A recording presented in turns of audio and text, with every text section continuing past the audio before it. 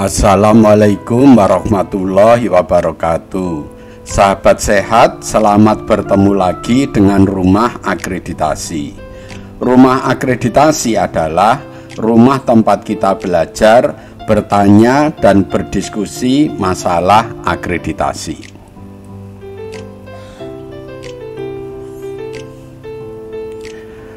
Kali ini kita akan memberikan tutorial tentang cara menyusun perencanaan di Fasyankes ya, bersama Dr. Yanto, Surveyor FKTP.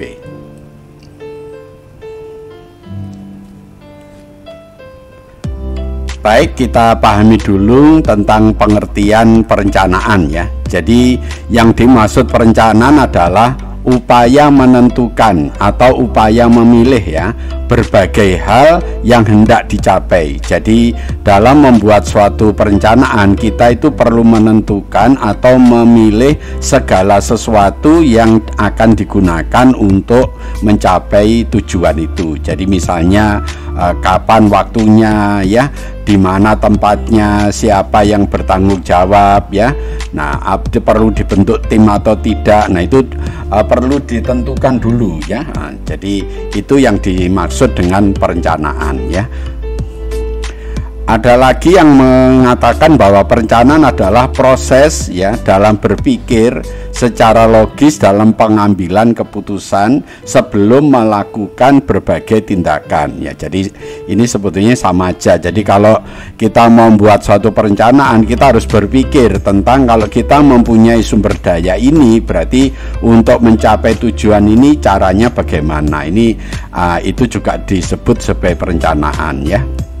Tapi saya lebih cenderung mengatakan pada Bapak Ibu bahwa perencanaan itu adalah proses memilih ya, memilih segala sesuatu yang ingin dicapai ya.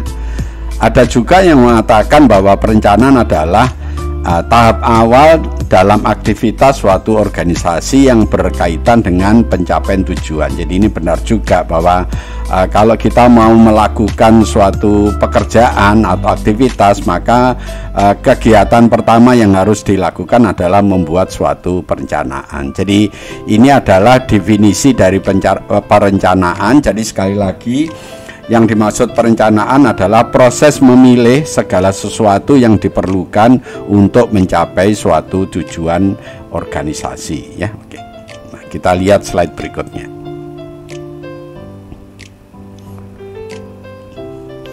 Berikutnya adalah fungsi perencanaan. Jadi perencanaan itu fungsinya apa ya? Yang pertama, dalam proses pelaksanaannya pihak manajer itu harus mampu menjawab ini ya 5W1H. Jadi ini ya. Jadi fungsi perencanaan ini harus bisa menjawab 5W1H. -nya. Apa itu kita pelajari satu persatu. Jadi yang pertama adalah what. Jadi apa tujuan yang tidak dicapai oleh Puskesmas ya, ini what ya. Jadi what ini apa tujuannya. Berikutnya why, kenapa ya hal itu menjadi tujuan. Nah, itu makanya juga itu perlu dipikirkan ya. Kemudian where, di mana lokasi yang paling pas untuk mencapai tujuan itu. Kemudian when, kapan pekerjaan harus diselesaikan untuk mencapai tujuan itu. Kemudian who, siapa saja yang tepat untuk melakukan pekerjaan itu ya. Kemudian how, bagaimana cara yang paling tepat untuk melakukan pekerjaan itu. Jadi Bapak Ibu sekalian, kalau membuat suatu perencanaan ini rumusnya ya. Jadi 5W1H ya. Apa tujuannya, mengapa tujuan itu yang dipilih, di mana dilaksanakan, kapan dilaksanakan, siapa orang-orang yang tepat untuk melaksanakan itu, dan bagaimana cara melaksanakan. Kalau semuanya ini bisa terjawab dengan baik, berarti kita sudah bisa atau kita sudah membuat suatu perencanaan yang bagus. Jadi fungsi perencanaan seperti ini ya, bisa menjawab what, why, where, when, who, dan how ya. Oke, kita lihat slide berikutnya.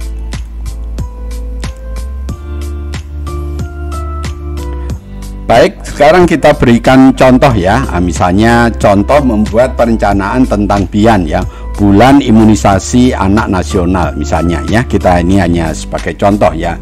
Ya, yang pertama buat ya, apa tujuan dari pelaksanaan BIAN? Ya, Bapak Ibu harus menentukan. Jadi pelaksanaan BIAN itu tujuannya apa? Jadi misalnya untuk memberi kekebalan pada anak, misalnya gitu ya, itu harus ditulis ya.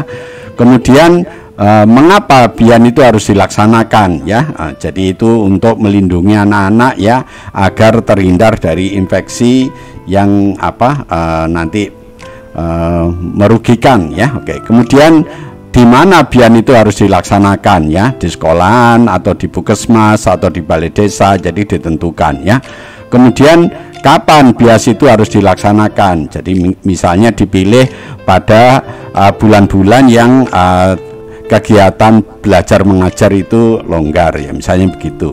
Kemudian siapa yang harus melaksanakan BIAN itu? Jadi petugas-petugas yang ditentukan ya.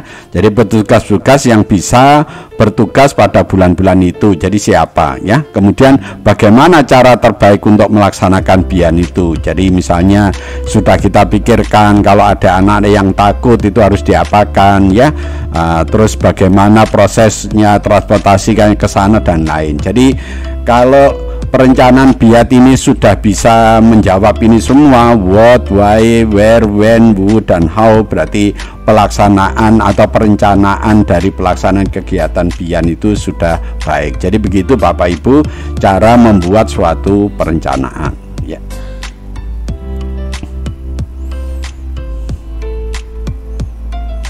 Berikutnya, perencanaan apa saja yang perlu dibuat ya di Fasyankes atau di puskesmas itu ya. Yang pertama adalah rencana 5 tahun yang biasa kita singkat atau RELITA atau RTL ya. Jadi ini adalah yang pertama Bapak Ibu harus buat adalah rencana 5 tahun. Berikutnya adalah rencana usulan kegiatan atau RUK. Jadi ini yang dibuat setahun hanya sekali ya. Kemudian rencana pelaksanaan kegiatan RPK ya, ini juga setahun satu kali. Kemudian rencana pelaksanaan kegiatan bulanan. Nah kalau ini tiap bulan, berarti nanti dalam 1 tahun jumlahnya ada 13. Jadi ada 4 ini perencanaan yang Bapak Ibu harus buat ya. Rencana 5 tahun, rencana usulan kegiatan RUK, rencana pelaksanaan kegiatan tahunan, kemudian rencana pelaksanaan kegiatan bulanan. Jadi ada 4 ini yang Bapak Ibu harus buat perencanaannya.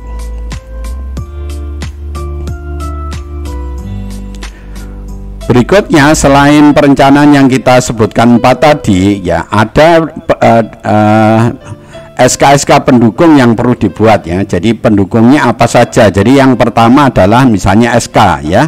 Jadi supaya perencanaan itu bisa dilaksanakan, Bapak Ibu juga perlu membuat SK pelaksanaan BIAN. Jadi nanti pelaksanaan BIAN itu menjadi legal kalau sudah dibuatkan SK-nya. Kemudian juga perlu dibuat KAK dari BIAN itu. Jadi untuk melaksanakan kegiatan kita perlu kerangka acuan kegiatan, juga perlu pedoman ya untuk pelaksanaan BIAN-nya, misalnya pedoman untuk vaksinasi ya, pedoman untuk penyuntikan yang aman. Jadi perlu dibuat juga SOP tentang BIAN. Jadi SOP juga dibuat. Jadi dalam membuat perencanaan itu tidak cukup banyak rencananya yang dibuat, tetapi pendukungnya juga perlu dibuat lah. Pendukungnya itu bisa SK, bisa KAK, pedoman atau SOP. Nah ini yang dimaksud pendukung-pendukung perencanaan yang perlu juga dibuat.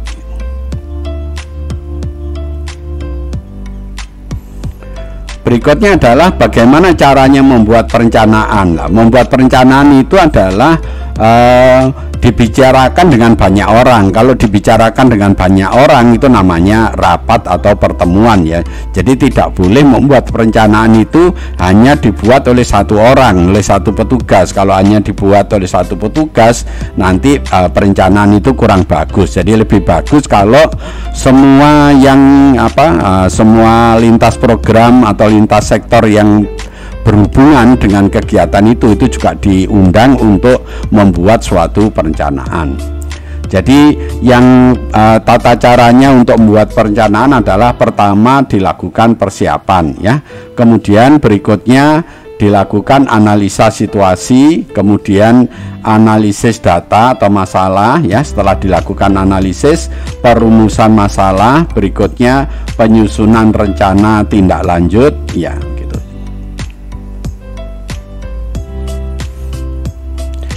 Baik, yang dalam membuat suatu perencanaan yang Bapak Ibu perlu lakukan yang pertama kali yaitu adalah mengumpulkan masalah-masalah. Di Puskesmas kan banyak masalah-masalah. Jadi contohnya adalah masalah survei.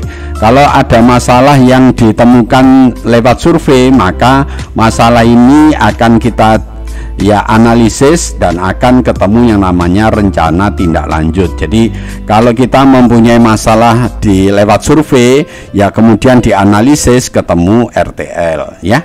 Begitu juga kalau ada masalah di keluhan, ada keluhan pelanggan atau pengaduan, ya. Masalah-masalah pengaduan ini juga dianalisis, yaitu juga akan menemukan rencana tindak lanjut. Juga masalah-masalah tentang evaluasi kinerja, ya. Jadi evaluasi kinerja PKP itu atau SPM, nah itu kan juga ditemukan masalah-masalah yang ada, kemudian dianalisis juga akan ketemu rencana tindak lanjut. Kemudian masalah tentang monitoring kegiatan. Jadi kalau Bapak Ibu melakukan monitoring kegiatan juga ditemukan masalah. Nah, masalah itu dianalisis juga akan ketemu RTL. Juga masalah tentang PISPK. Bapak Ibu melaksanakan kegiatan PISPK juga ditemukan masalah-masalah, baik masalah individu maupun masalah keluarga. Kemudian itu juga perlu dianalisis, juga akan ketemu rencana tindak lanjut. Kemudian masalah-masalah yang ditemukan baik lewat SMD atau MMD itu juga dianalisis dan akan ketemu RTL.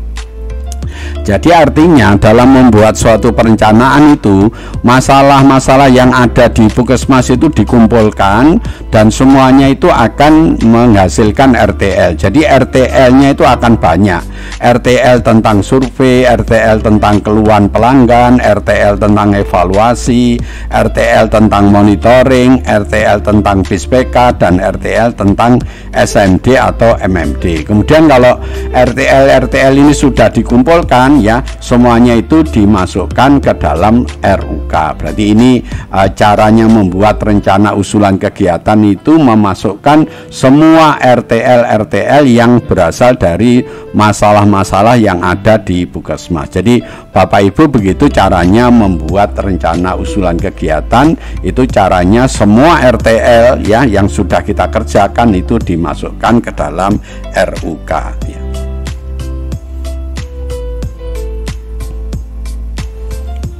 Ya, Bapak Ibu perlu mempelajari yang namanya sistem, ya. Nah, ini juga penting dalam membuat suatu perencanaan. Jadi sistem itu dimulai dari input, ya. Kemudian input itu diproses, ya, untuk menjadi output. Nah, ini Bapak Ibu harus menguasai ini. Jadi yang dimaksud input itu isinya ada man, money, method, material, dan market, ya. 5M ini yang disebut input. Jadi kalau ditanya input itu isinya apa? Isinya man, money, method, material, dan market. Kemudian input itu kita proses.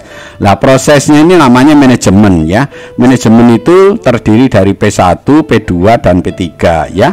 Kemudian input diproses, ya, lewat manajemen, ya, menjadi output. Nah, yang dimaksud output itu adalah cakupan, kunjungan, atau kepuasan pasien. Itu yang namanya output, ya. Nah, jadi yang namanya sistem itu terkomponennya adalah input, proses, dan output. Ini Bapak Ibu supaya menguasai ini dengan baik, ya.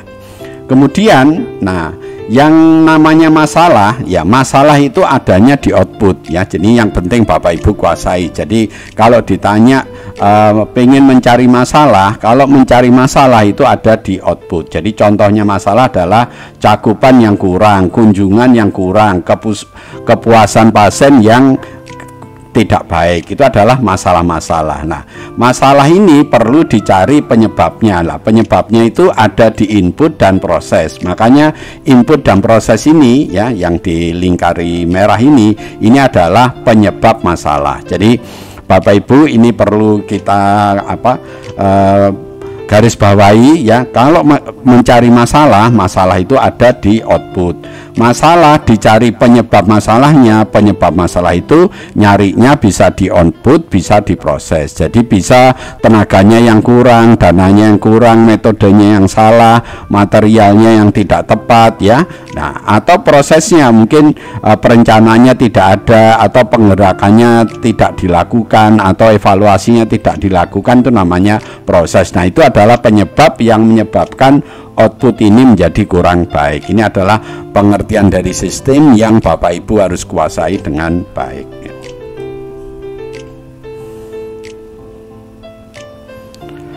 Nah, kita mulai dari persiapan ya.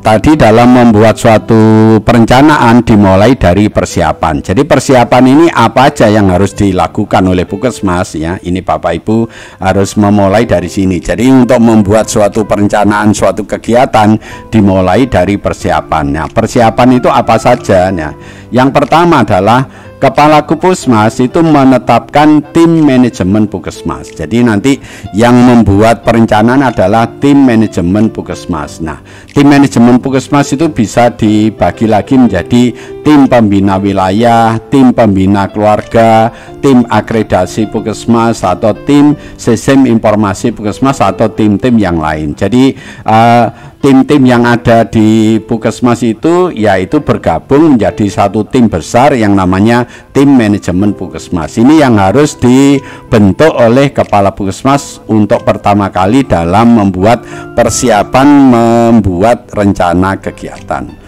Setelah tim ini terbentuk, berikutnya adalah menetapkan program manajemen Puskesmas. Jadi program-program apa yang perlu mau dilaksanakan di Puskesmas itu perlu ditetapkan, yaitu menetapkan program manajemen Puskesmas ya. Setelah programnya jadi ya, berikutnya adalah ya tim manajemen Puskesmas itu perlu mempelajari program manajemen Puskesmas. Jadi timnya ini, tim yang telah dibentuk tadi itu perlu mempelajari program yang mau dilaksanakan di Puskesmas. Berikutnya ya, berikutnya adalah setelah persiapan adalah analisa situasi. Nah, analisa situasi ini mengerjakan apa aja? Ya, mari kita lihat ya.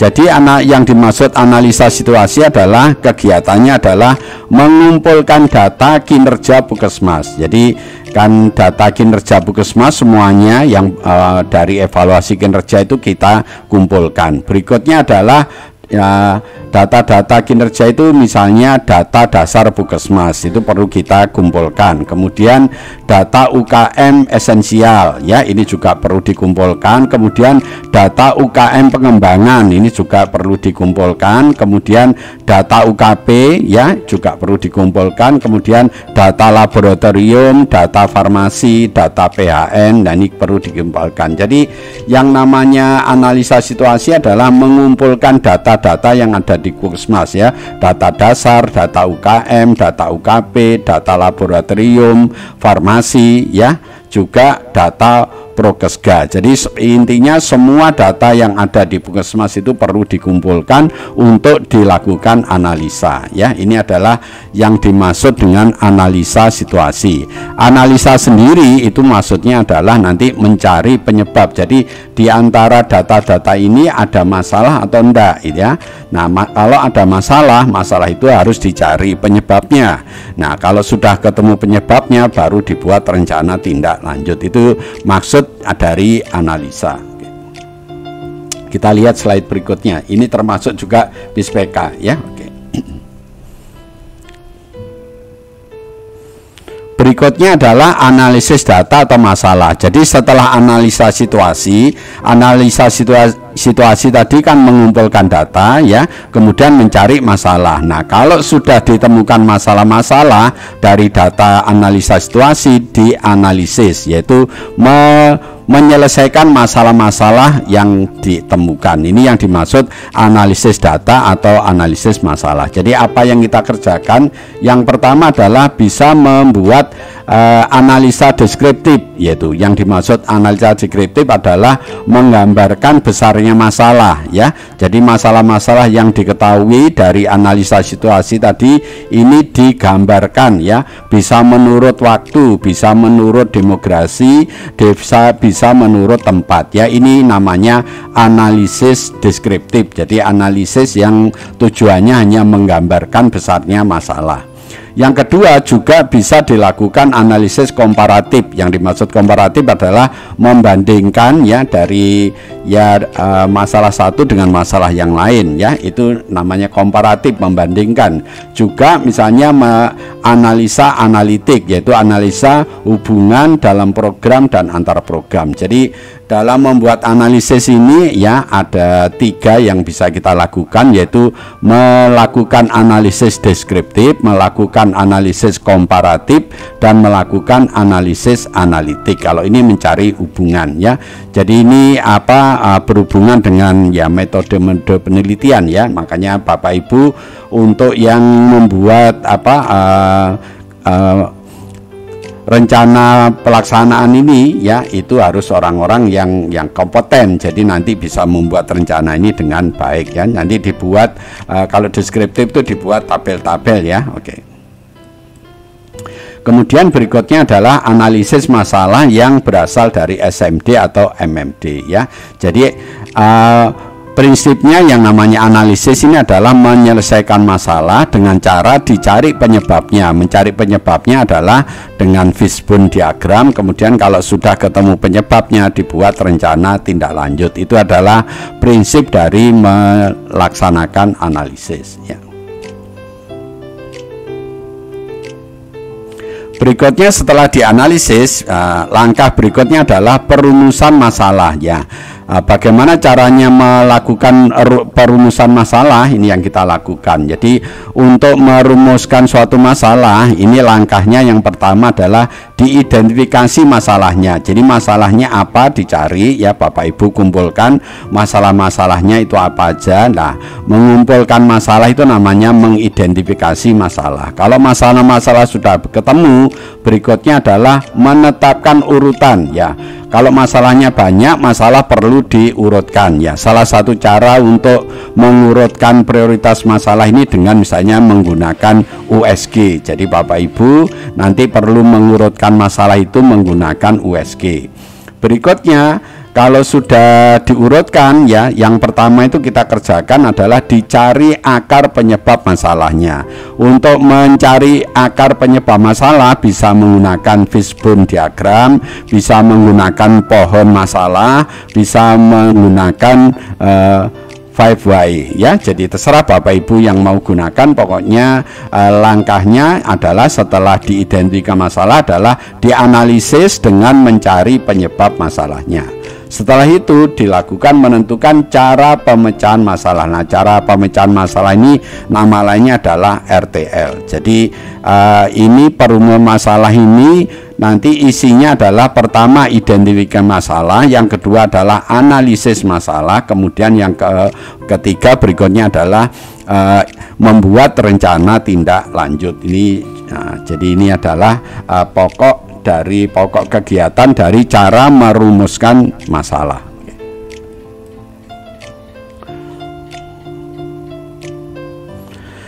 Ini adalah contoh ya, contoh untuk mengurutkan masalah. Jadi kalau masalahnya banyak ya, masalah itu perlu diprioritaskan ya.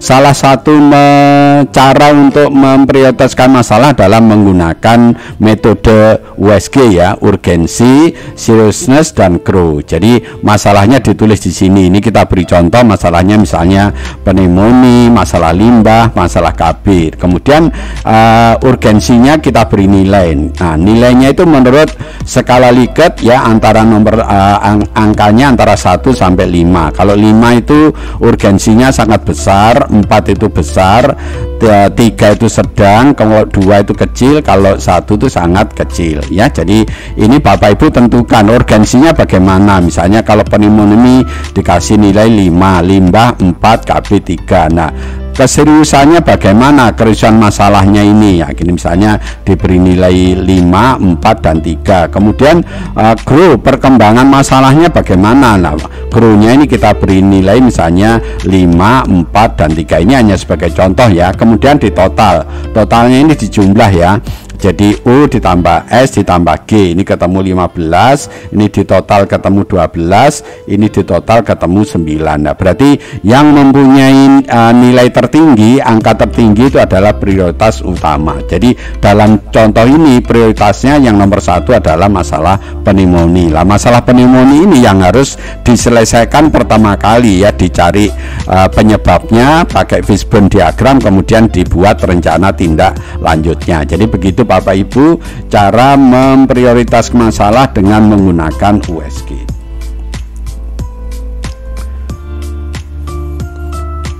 Kemudian masalah yang pertama yang sudah diprioritaskan itu dicari penyebabnya. Nah, penyebabnya ditulis di sini. Misalnya banyaknya penyakit pneumonia pada anak. Nah, kenapa kalau ada masalah di sini ini dicari penyebabnya. Tadi sudah disampaikan penyebabnya itu bisa diinput, bisa diproses. Jadi Bapak Ibu bisa mencari penyebabnya ini bisa di orangnya, bisa di prosesnya, bisa di alatnya, bisa di materialnya, bisa di lingkungannya, atau bisa di manajemen. Ini adalah contoh. Jadi Bapak Ibu bisa mencarinya. Jadi yang di kepalanya ini adalah masalahnya, problemnya. Kalau ini adalah penyebabnya. Tadi dalam sistem sudah diberitahukan pada Bapak Ibu kalau masalah itu adanya di output, kalau penyebab masalah itu ada di input atau ada di proses. Nah, Bapak Ibu cari di sini ya. Ini adalah cara mencari akar penyebab masalah menggunakan fishbone diagram ya. Kemudian kalau penyebabnya sudah ketemu, itu dianalisis, dimasukkan dalam ini ya, format analisisnya. Format analisis menggunakan 3 kolom ini ya. Jadi masalahnya ditulis di sini, kemudian penyebabnya apa ditulis di sini. Penyebabnya tadi dicari dengan fishbone diagram, kemudian dibuat rencana tindak lanjut. Jadi caranya menganalisis masalah menggunakan 3 kolom ini ya. Masalahnya apa, kemudian penyebabnya apa ditulis di sini, kemudian rencana tindak lanjut ditulis di sini. Ini yang dimaksud dengan analisis. Nah, rencana tindak lanjut yang hanya 1 kolom ini belum bisa dikerjakan. Soalnya kalau hanya 1 kolom, misalnya perencanaan misalnya hanya dilakukan rapat, dilakukan penyuluhan, dilakukan kunjungan rumah. Nah, kalau seperti itu belum bisa dikerjakan. Kenapa? Belum bisa dikerjakan karena belum tahu tempatnya di mana, biayanya berapa, siapa yang melakukan. Nah, seperti itu. Makanya RTL yang hanya 1 kolom ini dibuat panjang supaya lengkap. Nah, ya, jadi lengkapnya seperti ini. Nah, ini adalah RTL yang lengkap. Jadi kalau membuat RTL yang lengkap nanti kolomnya seperti ini. Jadi ini ada nomor, ada kegiatan, ada tujuan, ada sasaran, ada tempatnya di mana, waktunya kapan, pelaksananya siapa, biayanya berapa. Nah, kalau masih ada yang sesuatu yang perlu ditulis, ditambah di keterangan ini. Jadi sekali lagi nanti ditulis ini nomornya 1, kegiatannya apa, tujuannya apa, sasarannya siapa, tempatnya di mana, waktunya kapan, pelaksananya siapa, biayanya berapa. Itu ini kalau sudah begini nanti sudah bisa dijalankan. Jadi ini begitu caranya membuat RTL ya tentang suatu kegiatan. Oke. Jadi dengan penjelasan ini mudah-mudahan Bapak Ibu bisa paham cara membuat rencana tindak lanjut.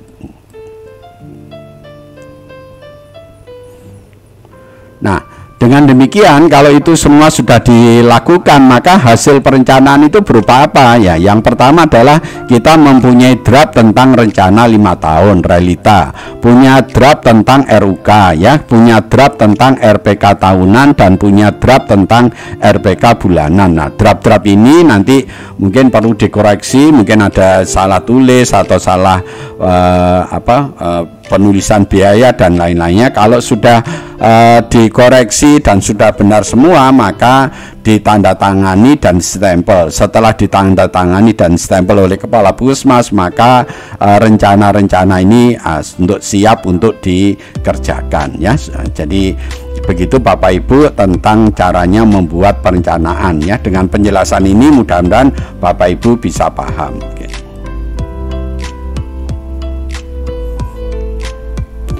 ini adalah format-format ya, format-format tentang rencana 5 tahun ya. Jadi untuk membuat rencana 5 tahun nanti formatnya seperti ini ya. Jadi kolomnya ini nomor, kemudian ini upaya kesehatan. Jadi upaya kesehatan bisa diisi kayak KB, Promkes, Kesling dan lain-lain. Tujuannya apa ditulis di sini. Kemudian indikator kinerjanya apa ditulis di sini. Kemudian cara penghitungan ini formulanya ditulis di sini. Nah, kalau membuat rencana tindak lanjut targetnya itu dijabarkan ini tahun pertama, tahun kedua, tahun ketiga, tahun keempat, tahun kelima ditulis di sini ya. Kemudian rincian kegiatannya apa ditulis di sini. Kemudian kebutuhan anggarannya berapa ditulis di sini. Jadi ini adalah format membuat rencana 5 tahun ya. Ini Bapak Ibu harus buat ini. Nah, format ini ada di KMA tentang manajemen puskesmas ya, KMA tentang 44 ya tahun 16. Bapak Ibu silakan download untuk mempelajari ini lebih lanjut ya.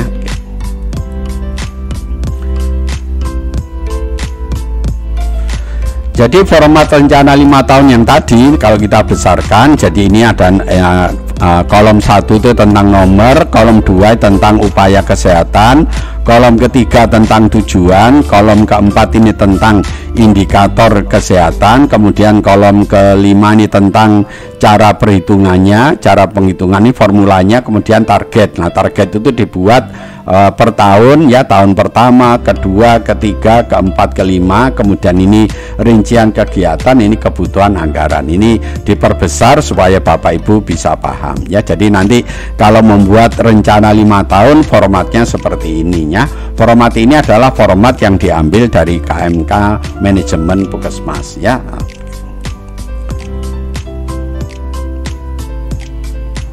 Berikutnya adalah format tentang rencana usulan kegiatan ya. Kalau rencana membuat rencana usulan kegiatan formatnya seperti ini. Jadi pertama ini tentang nomor, kemudian yang kolom kedua ini upaya kesehatan ditulis di sini, misalnya KIA, Promkes, Kesling.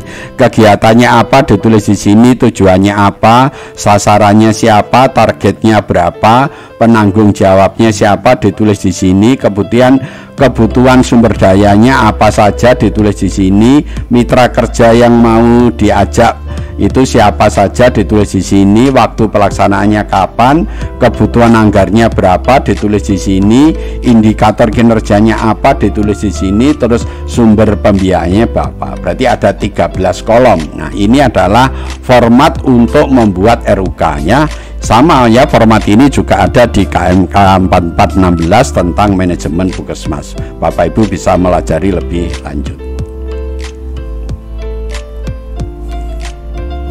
Jadi format RUK sekarang kita besarkan supaya lebih jelas. Jadi ini tentang nomor, ini tentang upaya kesehatan, ini tentang kegiatan, kemudian ini tentang tujuan, tentang sasaran, tentang target sasaran ya, ini penanggung jawab. Ini adalah kebutuhan sumber daya, ini adalah mitra kerja, kolom 10 adalah waktu pelaksanaan, kolom 11 adalah kebutuhan anggaran, yang 12 adalah indikator kinerja, kemudian yang ke-13 adalah sumber pembiayaan ya. Jadi ini dibesarkan supaya Bapak Ibu bisa melihat ini dengan jelas berdasarkan keterangan ini ya. Jadi nanti sekali lagi Bapak Ibu kalau membuat RUK itu kolomnya ada 13 seperti ini ya.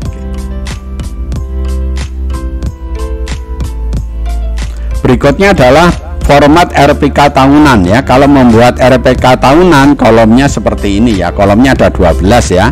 Jadi ada nomor, kemudian upaya kesehatannya ditulis di sini, kegiatannya apa di kolom 3, tujuannya di kolom 4, sasaran di kolom 5, kemudian target sasaran di kolom 6, penanggung jawab siapa di kolom 7, volume kegiatan di kolom 8, jadwal di kolom 9, rincian pelaksanaan di kolom 10, lokasi pelaksanaannya di kolom 11, dan biayanya di kolom 12. Jadi untuk RPK tahunan ini hanya ada 12 kolom ya.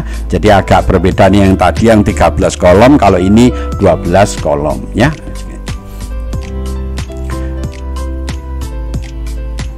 Jadi ini formatnya kita besarkan. Jadi format untuk LPK tahunan ini kolom 1 nomor, kolom 2 itu upaya kesehatan, kolom ketiga ini tentang kegiatan, kalau yang keempat ini tentang tujuan, kolom yang kelima tentang sasarannya, kemudian kolom yang keenam itu target sasaran. Itu ada berapa tulis di sini.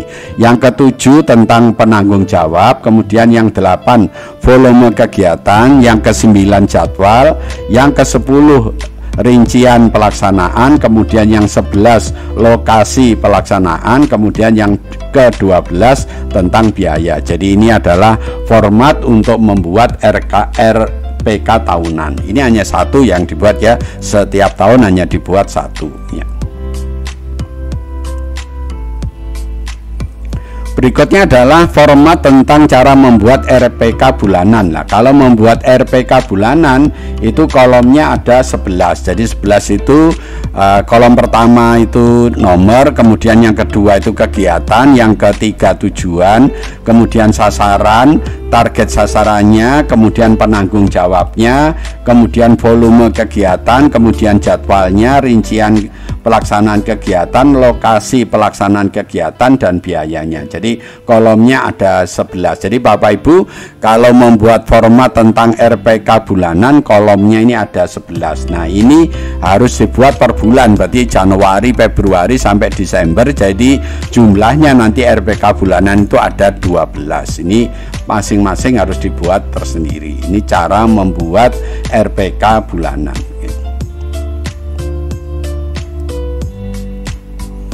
Jadi dokumen perencanaan nanti setelah ini sudah akan jadi nanti dokumennya itu dikumpulkan. Jadi ada 4 dokumen ya, ada rencana 5 tahun, ada rencana usulan kegiatan, ada rencana pelaksanaan kegiatan tahunan, dan ada rencana pelaksanaan kegiatan bulanan. Jadi nanti dokumen-dokumennya ini dijilid dalam bentuk buku. Nanti kalau ditanya mana rencana usulan kegiatan yang ditunjukkan itu dalam bentuk buku. Jadi membuat rencana itu nanti hasilnya dalam bentuk buku ya. Jadi dijilid yang rapi, dikasih judul tentang rencana kegiatan di Puskesmas ya. Terima kasih telah menonton video ini. Kalau video ini Bapak Ibu anggap baik, jangan lupa beri kami like ya, dan Bapak Ibu jangan lupa untuk subscribe ya, supaya Bapak Ibu tidak ketinggalan kalau kami mengupload video-video yang baru. Dan kalau ada sesuatu yang kurang jelas tolong ditulis di komen. Termasuk kalau Bapak Ibu ingin dibuatkan materi yang sesuai yang diinginkan, tolong juga ditulis di komen. Kemudian yang terakhir, tolong bantu kami untuk share video ini kepada saudara kita yang lain, agar saudara kita yang lain itu ikut mendapatkan manfaat dari video ini. Lebih kurangnya saya mohon maaf. Mari kita akhiri ya tutorial kali ini dengan baca hamdalah. Alhamdulillahirobbil alamin. Wassalamualaikum warahmatullahi wabarakatuh.